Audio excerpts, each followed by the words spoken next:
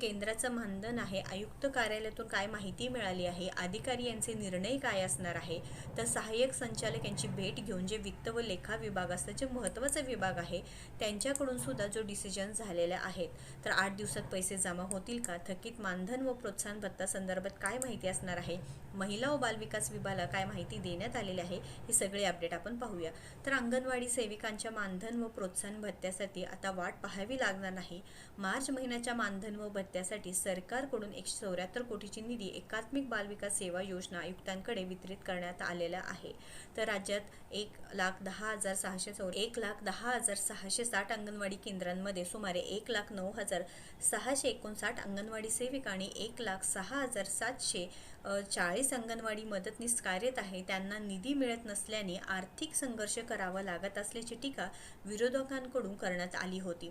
अंगणवाडी सेविका यांना 13,000 तर मदतनीसांना 7,500 रुपये मानधन दिले जाते.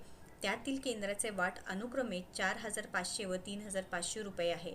तर या जे काही कर्मचाऱ्याचे मानधन केंद्र व राज्य शासनाच्या अनुक्रमे 60% व 40% हिस्स्यातून दिली जाते. मात्र केंद्राच्या हिस्साचे रखडलेल्या अंगणवाडी सेविकांचे आर्थिक कोंडी झाल्याची टीका करण्यात आली होती. तर अनेक दिवसांपासून म्हणजेच काय मार्च एप्रिल वेतन व प्रोत्साहित भत्ता, थकीत मानधन 2024 ते 26 हे वेळेवर द्यावे हे सुद्धा विनंती करण्यात आली होते. आता ते पूर्णपणे सहाय्यक संचालक यांची भेट घेऊन जे वित्त व लेखा विभाग यांच्याकडून जे डिसिजन्स घेतले आहेत व आता तुम्हाला जे पैसे मिळणार आहे थकीत मानधन व प्रोत्साहित भत्ता हे 8 दिवसात पैसे जमा केले जाणार हे सुद्धा माहिती मिळाली आहे. तर हे पूर्णपणे माहिती आता महिला व बालविकास प्रकल्प अधिकारी असतात त्यांच्याकडे सुद्धा पाठवण्यात आलेलं आहे. तर जे काही 13,000 अंगणवाडी सेविका यांचे आणि मदतनीस ताईंचं 7,500 रुपयाचं मानधन दिले जाते. त्यातील जो केंद्राचा वाटा आहे तो 4,500 व 3,500 आहे, जो पेंडिंग पडले होता. त्यामुळे केंद्र हिस्साचे रखडलेले जे पैसे आहेत त्यामुळे नक्कीच इथे अंगणवाडी सेविका व अंगणवाडी मदतनीसताईंना आर्थिक कोंडी होत होती. त्यामुळे हे लवकरात लवकर निर्णय घेण्यात यावे हे सुद्धा सांगितलं आहे. त्याचप्रमाणे अंगणवाडी सेविकांना अन्य कामांसाठी दिले जाणारे प्रोत्साहन भत्ताही मिळत नसल्याची विरोधकांची टीका होती. तर इथे हा जो काही हिस्सा आहे सरकारकडून नियमित दिली जात नसल्याचे स्पष्टीकरण ही सरकारकडून देण्यात आले होते. सरकारने मार्च महिन्याचे मानधन व प्रोत्साहन भत्त्यासाठी सरकारकडून निधीची वितरण करण्यात आली असल्याचे अंगणवाडी सेविका मदतनीस यांना दिलासा मिळाला आहे. अनेक महिन्यापासून GR निघत आहेत. GRमध्ये सुद्धा जी निधी आहे किंवा जे वेतन आहे ते प्रोत्साहित भत्ता असो किंवा जे मानधन आहे ते देण्यात आलं आहे अशी सुद्धा माहिती मिळत होती.